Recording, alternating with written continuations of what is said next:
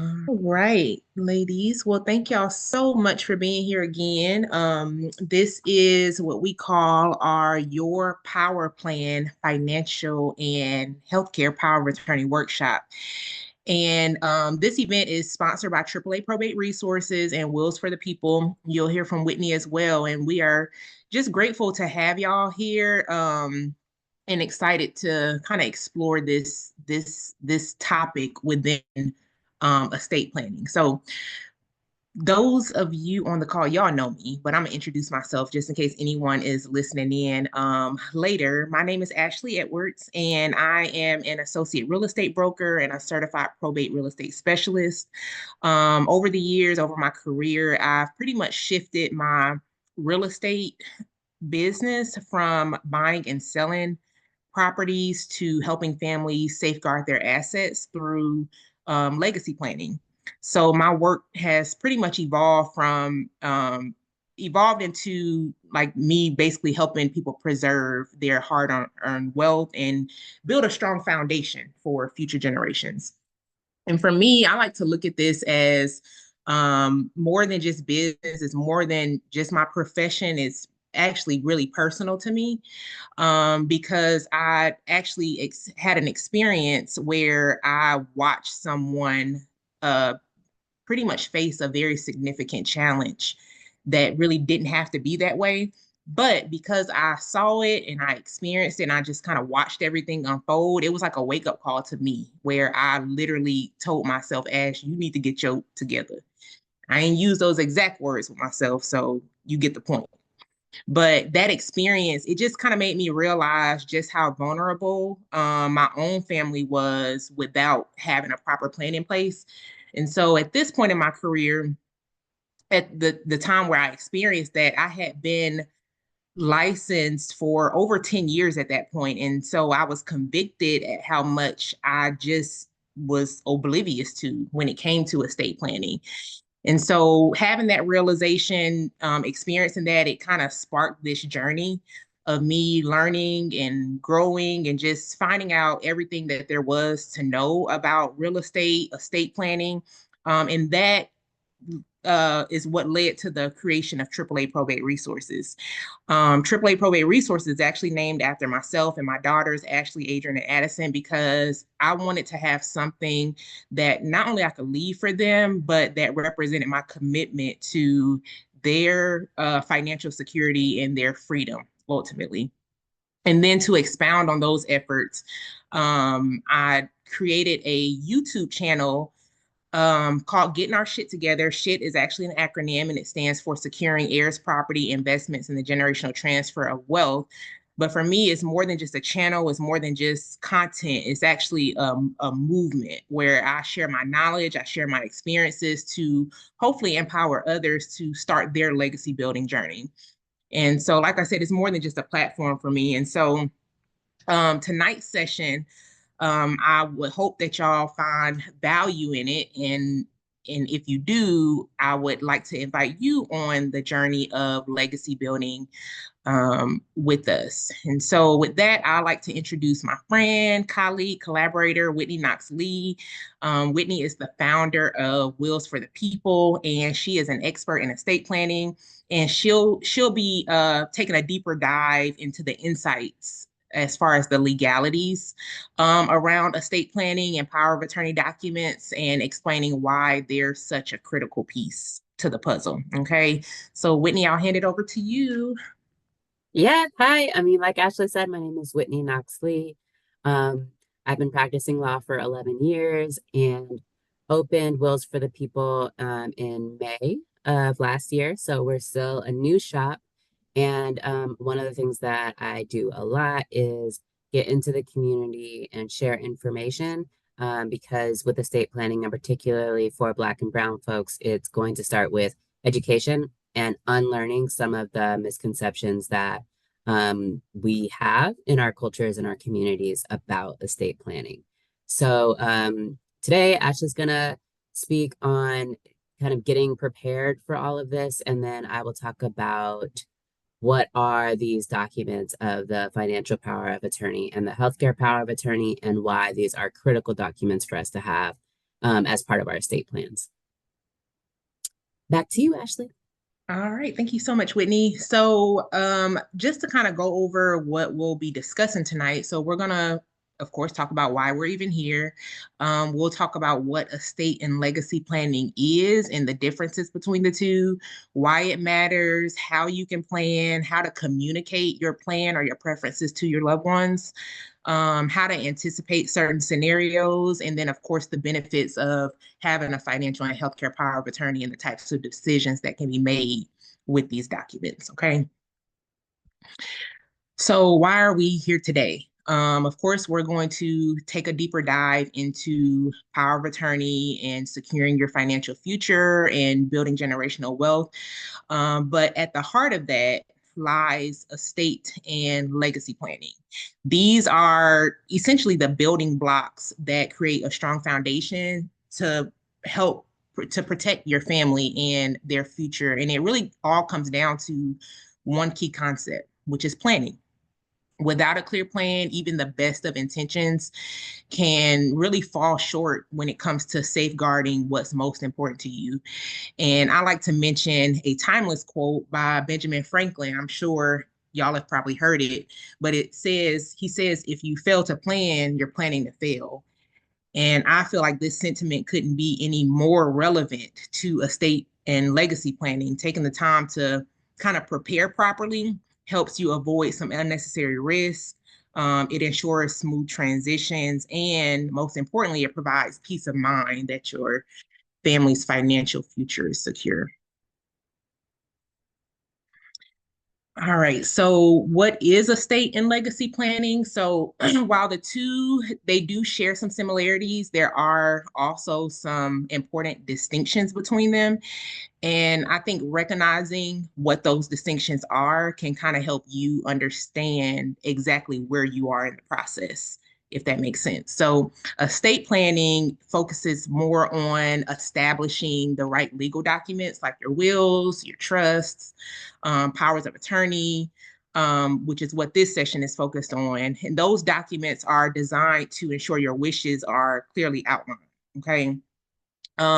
Estate planning determines how your money, how your property, how personal decisions will be kind of managed after your passing. It also safeguards your preferences for health and financial matters during your lifetime if you're unable to communicate what those preferences are.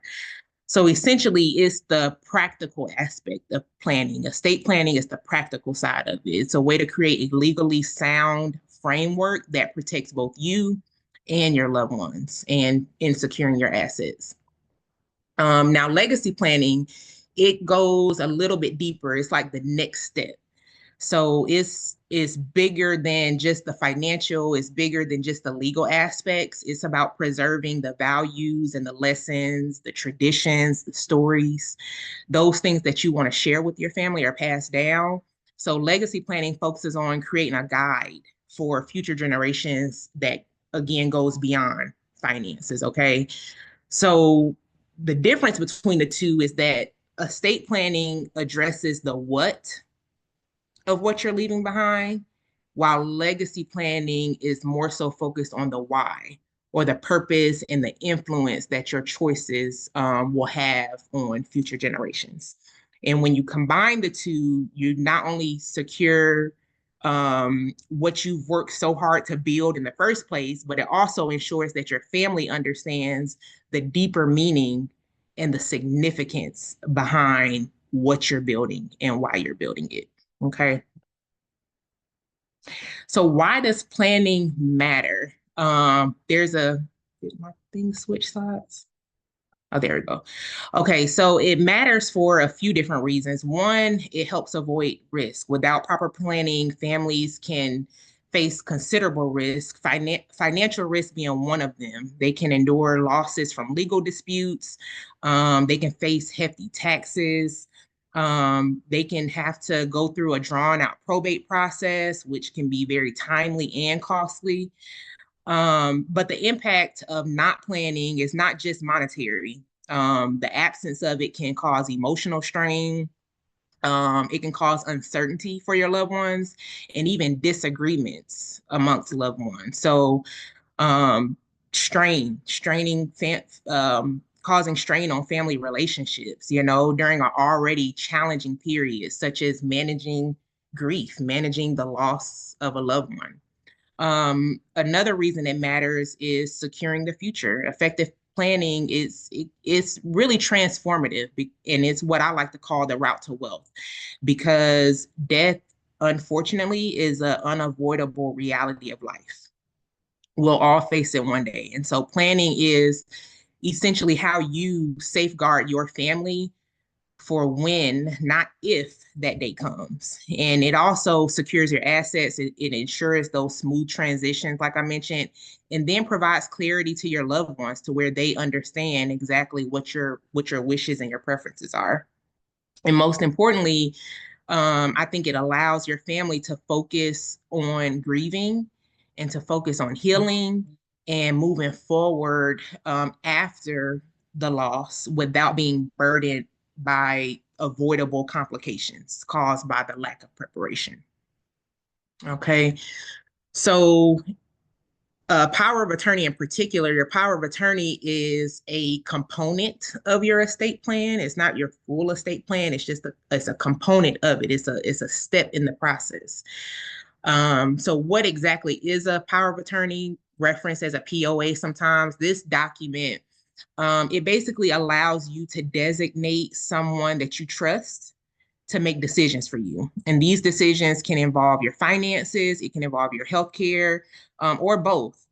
But it's especially vital in situations where you're unable to speak or act for yourself due to some sort of illness or injury or unforeseen event like incapacity, essentially a circumstance other than death where you can't speak for yourself, if that makes sense.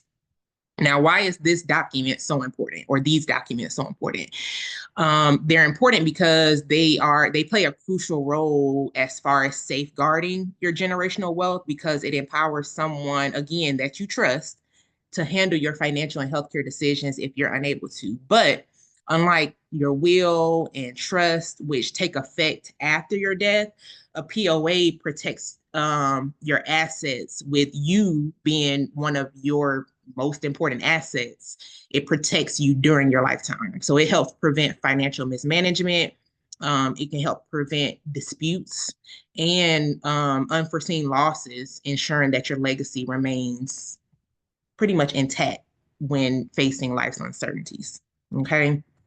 So again, today's focus is on power of attorney, and to truly grasp the importance of it when it comes to estate and legacy planning, um, it's good to always get a legal expert on board, legal advice. And so Whitney is going to provide some valuable insights into the legal side of power of attorney, and she'll guide us through like the various types of powers of attorney, their specific purposes, and the how they play, the role that they play in your overall planning strategy.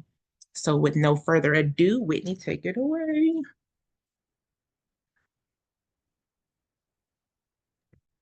Okay, thank you. Can you stop screen share and then I will start?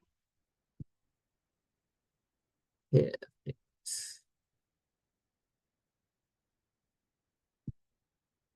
Okay. So again, my name is Whitney. I like to just share with folks who I am because it's a big part of why I do this work. So of course I am an attorney, an advocate, and much of my career has been spent in civil rights and public interest work, advocating for access to housing, safe and affordable housing, healthcare, and advocating for better conditions in jails and prisons here in Georgia and in Alabama. Um, Throughout my career, I've done various kind of stints with estate planning and recently decided to focus on that full time because I view it as a way for Black and Brown people to achieve liberation through financial security and generational wealth building. Um, And so I'll talk a little bit more about how that plays out as far as power of attorneys are concerned shortly. I'm also an educator. I teach on anti-racism and race equity for mostly nonprofit law firms. I am a mom, a wife, and then I have a podcast that focuses on Black women and basically us navigating the workplace, navigating imposter syndrome and race at work. Um, and so my children, so I'm a caregiver as a mother to my young children, but also have spent some time as a caregiver for my aging father-in-law who passed away. And so some of my interest in estate planning is personal as I'm thinking about my own family's legacy and what it means to age in my home versus aging in a hospital, what it means to be able to afford a caregiver, and what I need to do today to start planning for when I'm going to need a caregiver. So Ashley talked some about why we plan, and I'm going to give a little more information and some statistics. Excuse me. I'll talk about the dangers of not planning, and then we'll jump into what the primary powers of attorney are and what the limitations are. And if you have questions at any point, you can feel free to let me know. So approximately 70% of people over 65 will need caregivers at some point. So how I read this is if I reach the age of 65, I will probably need a caregiver at some point. Or perhaps if I've reached the age of 65, I may have already needed a caregiver for maybe a period of time in my life, or a permanent, a permanent caregiver that has already started. So it's important to think when we think about estate planning, as as Ashley alluded to, we often think about what's happening after we die, what happens after we pass away, or what happens after a loved one leaves us. But estate planning also very much has to do with planning for your incapacity. And most of us will be incapacitated at some point in our lives. And most of us, when we pass away, we're going to pass away of a chronic health condition or frailty. We're not just going to walk out onto the off the curb and get hit by a bus and die. It's not going to be a sudden death. So what that means is if most of us are dying of chronic health conditions, then we are steadily declining in health. So there will be a period of time in which our health has declined to a point of needing a caregiver, but we are still here. And similarly with frailty. And then another fact that I thought was interesting is the top demographic needing caregivers is folks over 50, followed by special needs children. And I think that this is important because it's not just quote old people, it's not the 80-year-olds, folks over 50. And who's caring for these people? Primarily their children, and primarily women, and the impacts of being a caregiver most directly or most severely impact Black women specifically. So it's just really important that not only for ourselves as people who might need a caregiver, but for people who may be someone's caregiver, that we and our loved ones are taking the appropriate steps that we need to take so that we can make caregiving just that much easier. And that's really what these power of attorney documents do is they allow someone else, they give someone else the authorization to be able to make decisions on my behalf if I can no longer care for myself. So as far as some of the reasons, some additional reasons why we plan, we are autonomous beings as long as we are over 18 years old. What this means is that nobody can make legal decisions for us. When people have made legal decisions for us and we have not given them permission, that is called fraud. That can be identity theft, that can be a whole lot of illegal things. For the most part, If we have not been determined disabled or have other issues that have led to us needing a guardian, then we are autonomous beings and we make decisions for ourselves. We authorize the decisions for ourselves. That means that if I need a caregiver, I have to have a way of giving them legal authority to now make decisions for me if I need them to make decisions. They can't just show up anywhere and say, I'm here representing Whitney and legally have access to my information. So we know that commonly with HIPAA, when we're trying to get medical information for people, we can't get that information and we can't authorize medical care without the patient's consent. And so you can think of power of attorney forms as the consent of or the giving of this authorization. Powers of attorney save time and they save money. They do this because it makes it so that there doesn't have to be a whole bunch of phone calls about who, why, who am I, do I have the authority, what does this person want? And so you can just be very direct as far as your care. Um, you also don't have to then hire an attorney and go through what can be a lengthy and expensive legal proceeding to get conservatorship or guardianship, which are court ordered. If you don't have a power of attorney, but somebody needs to make decisions for you, your loved ones will have to go to court to be given the authority to make the decisions. Other reasons is to make your wishes known. Truly for healthcare power of attorneys, in that document, you can say whether you want life support and in what circumstances you would want life support. You could say, what you want to happen in case of a pregnancy, if in case you are severely incapacitated, injured, and you are pregnant, what happens to the baby whose life is being prioritized in that case. So that document in particular helps you to identify what your wishes are for specific circumstances.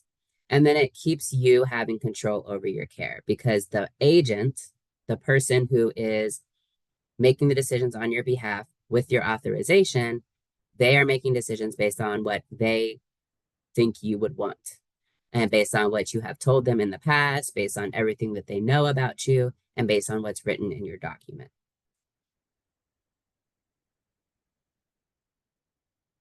So, what happens if I don't plan?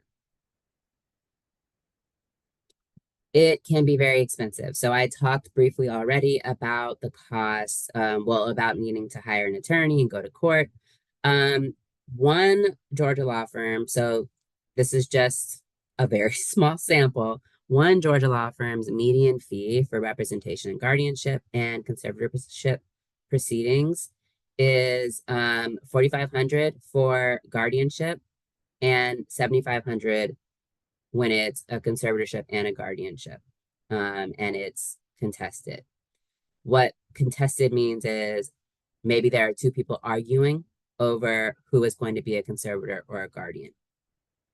So, practically speaking, what this means is that if I do not have power of attorney documents in place, which give people the authority to help me care for myself by making decisions on my behalf, and my family determines or a doctor determines that now I need that type of assistance, my family has to spend all of this money to go to court to get that authority. And I mean, that's a lot of us. I forget the statistics. I should have it on hand, but the stats around, percentage of people, particularly Black folks, who can afford like a $500 emergency bill is so low. And so when we're thinking about having to spend this kind of money, this is an emergency situation. I'm saying we're going to have to come up with $4,500 or $7,500 to be able to hire an attorney to do this thing like now. Because the longer that we wait, to get an attorney involved, to get a guardianship or conservatorship, is the longer that our loved one doesn't have the support that they need. So maybe they are um, ill, not able to get out and go to the bank or access their bank accounts. They need us to manage their financial affairs, and we can't access their money. So now either we're putting up money, our own money to front them, or we're having to wait out a legal process. In the meantime, maybe bills aren't getting paid, maybe mortgage isn't getting paid, maybe medical bills or prescription medications can't be paid for. And how is that then going to impact that person's life? So not getting a power of attorney done it can be very costly if the point comes where you need it. All right, so what is a power of attorney document? I'm going to talk about healthcare powers of attorney and financial powers of attorney.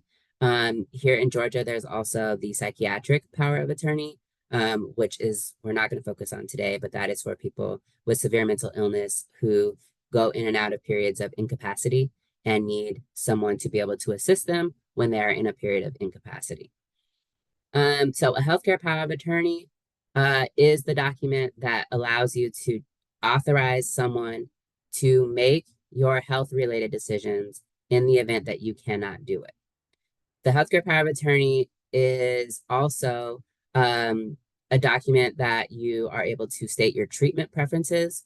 So if you are someone who does not want transfusions, blood transfusions, if you are someone who doesn't want specific medical products used in your care, um, if you are someone who does want to age in your home, if you do not want to age in a hospital or die in a hospital, I have clients who are very adamant that they want to die at home.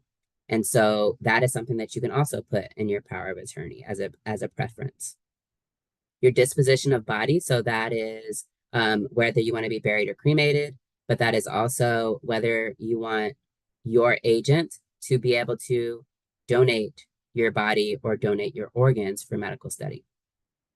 Life support is one of the main decisions that you're making within the healthcare power of attorney. And this is an actual decision. It's not an authorization to your agent. It is, I'm telling you, world, what my um what I want to happen as far as life support. So you're able to decide whether you want life support, whether you do not want life support, or whether you want some life support, life-saving measures, when you are in a coma or if you have a terminal condition that is going to result in death.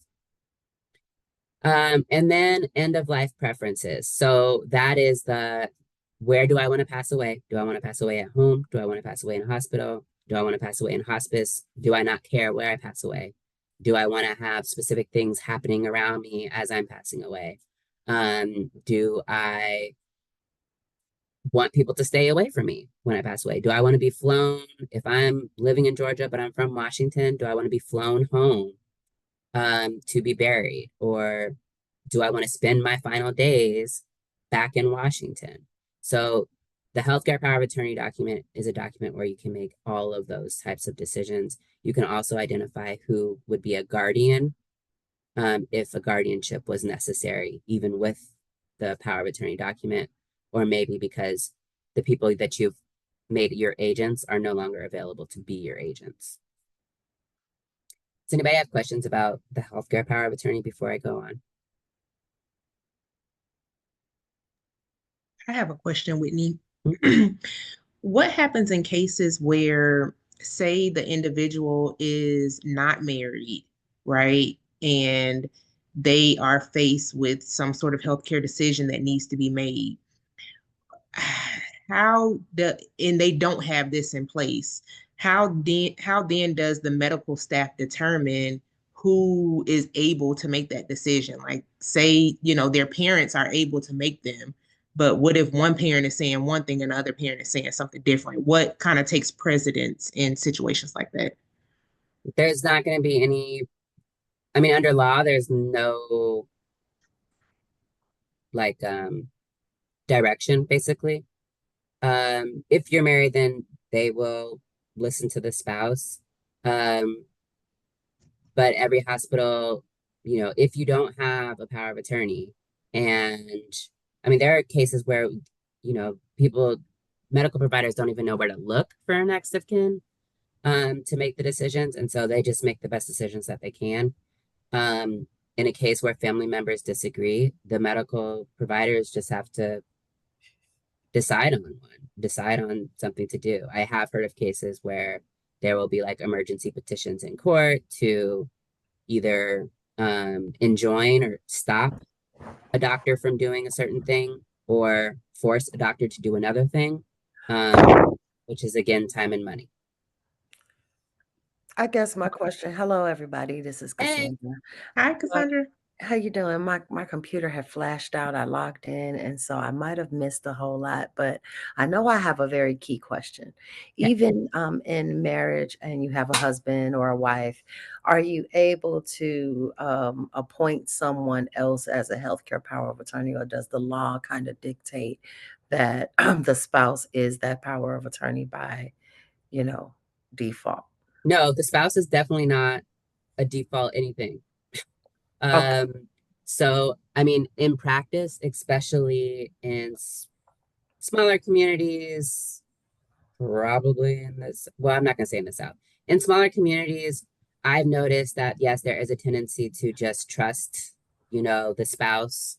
Like a family member or spouse may be able to call the doctor's office on behalf of their loved one and get all sorts of information because of the relationships that have been established in the past or because of, whatever. That legally is not supposed to happen, but that does happen. But to answer your question directly, no, a spouse is not any kind of de facto power of attorney.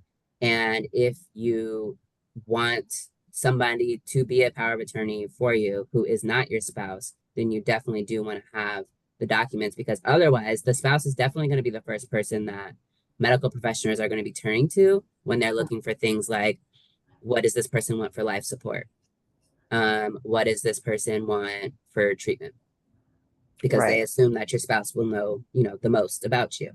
Mhm. Um, but like in situations where maybe you're estranged from your spouse or you have a divorce pending, and so you definitely don't want your spouse to be making decisions. It is really important to go ahead and do a power of attorney so that you're able to identify somebody else.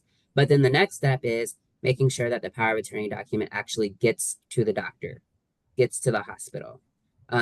Because if they don't know that you have a power of attorney, um, and your actual agent doesn't have the paperwork, or if the actual agent themselves doesn't know that they themselves are your agent, um, then you might as well not have one.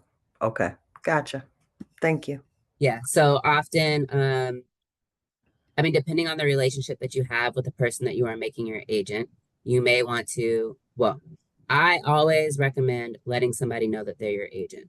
There are Right. downsides to this, which is that these documents, particularly the financial power of attorney, um, it makes you pretty vulnerable as a autonomous person because now you're authorizing somebody to be able to access your finances. So some attorneys suggest that you not tell somebody that they're your agent or that you not provide them with a copy of the paperwork until the time comes where you need them to start acting on that duty. I am a believer of having a conversation, getting their permission to be agent because you want it to be somebody who's willing to do it. Um, and then whether or not you want to actually provide them with the documents or provide your bank with the documents or your doctors with the documents, you can decide that.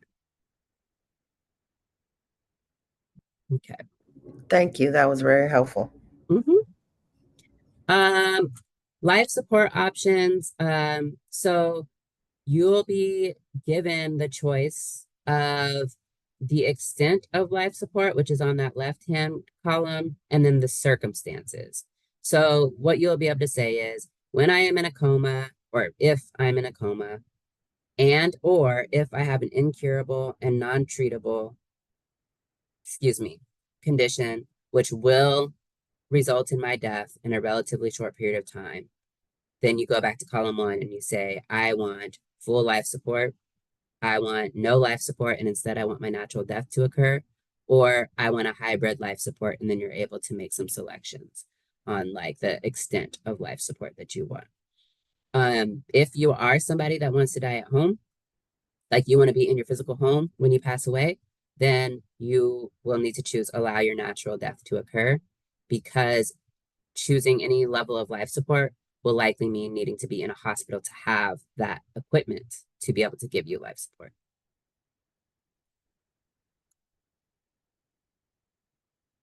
All right. So the financial power of attorney, similar but different to the healthcare power of attorney.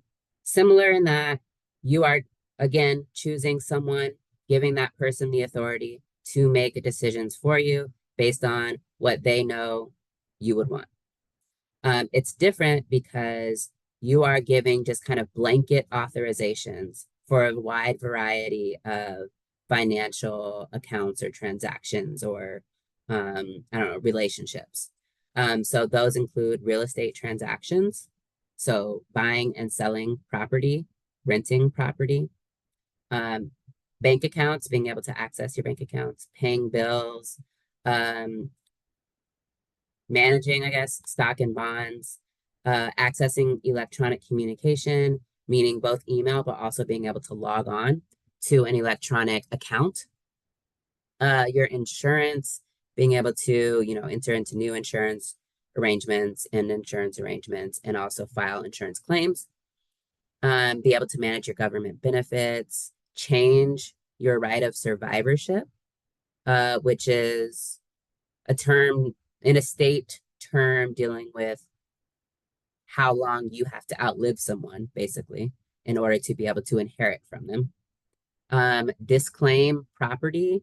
So someone, if you are incapacitated and you need Medicaid, but you are over the asset limit for Medicaid, or maybe you're going to inherit property and that property is going to put you over the asset limit, you're going to decide whether you want your agent to be able to disclaim your right to that property so that you can continue to receive Medicaid. And that, yeah, as a part of Medicaid planning, your agent can also create, amend, revoke living trusts, which is a big deal. And they can change beneficiary designations. So each of these and more are each their own power that you are either going to signal, yes, you want your agent to have this power, or no, you do not want an agent to have this power. Oh, I am talking about the psychiatric. But before I get there, the other thing that I'll say about financial powers of attorney is that similar to the healthcare, you can put like specifications, or I wouldn't call it preferences, but parameters maybe. So maybe you want to give real estate transaction power, but you do not want specific types of transactions to happen, or you don't want transactions to happen on a specific property. You are able to make that clear on that document. Does anybody have questions about the financial power of attorney before we move forward? I think that et cetera really is a pretty scary bullet. Well, they're defined. I just didn't put all of them on here. I mean, it's not on the form. It's not, etc. Okay, okay, Yeah, gotcha. no. It's just etc. on my PowerPoint. Okay, okay. Yeah.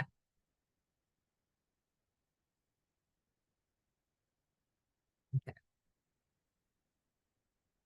The psychiatric power of attorney is new.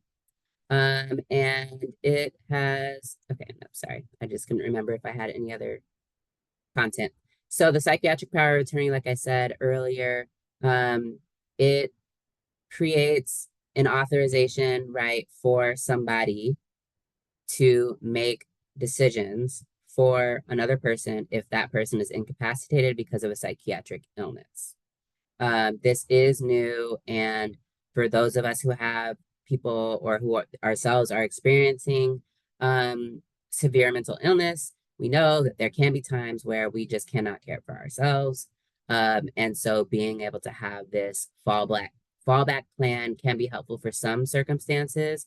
It's not necessarily going to mean that you can force somebody to take their medications, but what it might mean is being able to help navigate, like, one thing that comes up with my brother is schizoaffective.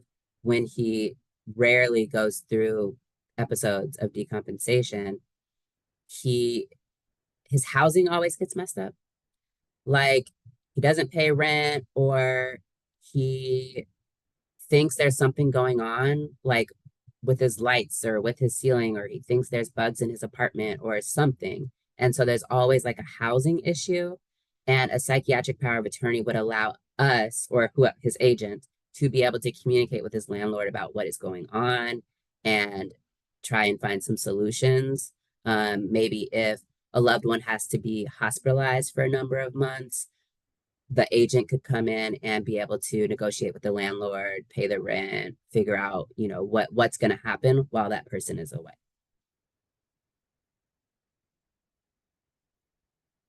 Okay, so how do I choose who my agent should be? This is a really important question, because you do not want to choose somebody, one, that you cannot trust, but two, who doesn't have the capacity to do this. Whether that is like the mental capacity, they have too much going on. They are easily overwhelmed and shut down. They maybe you're somebody that is a very practical thinker, but the person who you want to be your POA is they're driven by their emotions. Is that going to be a problem for you? Maybe that's not going to be a problem, but you do want to consider if that person is going to make decisions how you would want them to be made. Do they have the time for this? Because depending on how incapacitated you are and what your needs are, this can be time consuming. Do they have money to do this? And not that they necessarily will need to spend money on you, but maybe they need to take time off from work, and maybe they're not getting paid because they don't have paid time off. Maybe they need to travel to a different part of the state or to a whole nother state to be able to support you. Can they afford to do that? Maybe they do need to front you money. Do they have that? So asking yourselves those types of questions, in addition to the who do I trust, who do I like, who would agree to do this for me, are going to be really important. And then how does someone use the power of attorney document? So each document, first thing I'll say is that the documents are valid even if they are photocopies. This is different from other legal documents where you have to have the original. For example, a will. You do not have to have the original of a power of attorney. So your agent would need to have a copy of that power of attorney and be able to present it to whoever it is that they're trying to communicate with about your care or about your finances. Sometimes this will be you, as the person creating the power of attorney, have given your bank a copy of this power of attorney, and so that you don't even need to give it to the agent as far as your banking transactions go, because the bank has it. Sometimes you don't give it to the agent, but you let them know where it's going to be so that if they need it, they can then go find it. As for healthcare, so once it's provided to whoever has requested it, you should not have to keep providing it. You can just say, yes, I am the agent for this person. I'm authorized to make these decisions. That document is already on file. For healthcare matters, I suggest that, because healthcare can be such an emergency, that people have given that to their medical providers. So if you are somebody that is being like followed for severe illnesses, potentially, maybe giving that to your specialists. If you are somebody that requires frequent hospitalization or monitoring for something like maybe dialysis or maybe chemo treatments, or maybe you have to get some kind of maintenance surgery every year, I would provide that to the medical facility that you're going to frequently. You can also keep this in your car, keep a copy of this in your glove compartment, so that, for example, if you get into a car accident and now first responders are trying to get information from you as you are being driven away in an ambulance, they can find this. The document has the names of your agents, their phone numbers, their locations. Um, and then also, telling the agents that they are your agents. And then if you want to give them copies of your powers of attorney, doing that, but at the very least, letting them know where it's at. I have a question, Whitney. Mm-hmm. With the power of attorney, you said that they don't have to be the originals, they can be a photocopy. So Mm-hmm. what happens in cases where someone decides to change their power of attorney or their agent? Yeah. So How if you're wanting to revoke it, that's a revocation. What you are supposed to do is write a letter to your agent letting them know that you are revoking their power of attorney, and then also notifying any institution that you have provided that power of attorney document to. Limitations of the power of attorney. Do I have a slide after this? So limitations of the power of attorney include the power of attorney is only good while you're alive. So this is an incapacity planning tool. It is not a after death tool. Your agent who you have given authority to do things, their authority ends at the point where you have passed away. So your agent, after you pass away, cannot now go to your bank and say, I need this money for funeral expenses. They are not, unless they are on your account or a payment on death beneficiary or have some other relationship that gives them that authority. Their authority ends when you end. Okay. So that is a limitation. Also, you have to know and trust the people that you're appointing, because a major limitation is that this can be abused.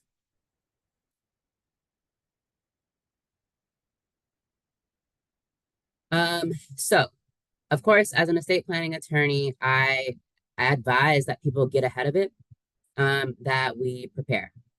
So in this case, as far as this workshop that Ashley and I are putting on, the cost to plan for this incapacity, for people being able to have authority to care for us when we need it, is $199. That is what you will pay for part 2 of the workshop if you're interested in participating, in which you will get a healthcare power of attorney and a financial power of attorney. That saves your family needing to get an attorney and pay $4,500 for an uncontested guardianship or conservatorship, or $7,500 for a contested guardianship or conservatorship.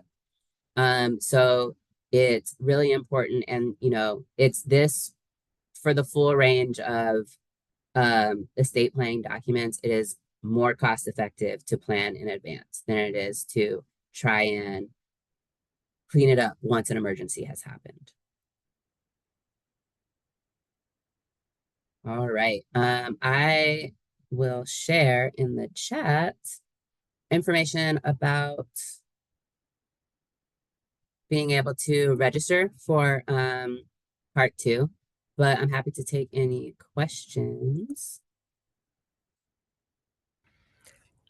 See if you share the link.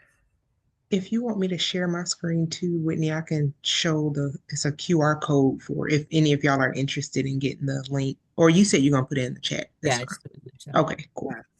But here's our information in case people need to email us. But does anybody have any additional questions? Is this just Yes. go ahead. I'm sorry. Is this just for the January 11th? Is this only available for the January 11th time period? Because I won't be available or able to do it at that time, but it's Yeah, definitely something I'm interested in. okay. Yes, right now that is the only date that we have scheduled. Okay. But if we have interest, this is actually Ashley and I's first time doing this particular workshop series, Okay, and offering. And so if we have interest to do it again, then we can definitely do it again, and we'll let you know. thank you. This is Dale, and Dale Martin, that is. I apologize for being late. I missed the beginning part. Will you be sharing the recording so that I can go back and review it and ask questions pertaining to what I missed, Yes, absolutely. or follow Yeah, up with you or Ashley? I'll be sending out the recording tomorrow. Okay, great, thank you. Mm-hmm. All righty. Well, thank you all for joining us. Yes, thank you If all. you are interested in participating in part two, you can go ahead and purchase a ticket. If you have loved ones, friends, colleagues who you think would be interested, the important thing is that they do need to have watched the recording of this webinar before going to the workshop, because the workshop is just going to be completing the documents. It's not going to be the education component, and we just need to make sure that people understand what it is that they're doing. All righty.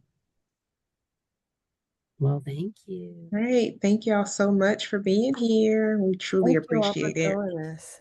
Yeah, Thank you, ladies. Thank you all. Have a great night. Have a good absolutely. one.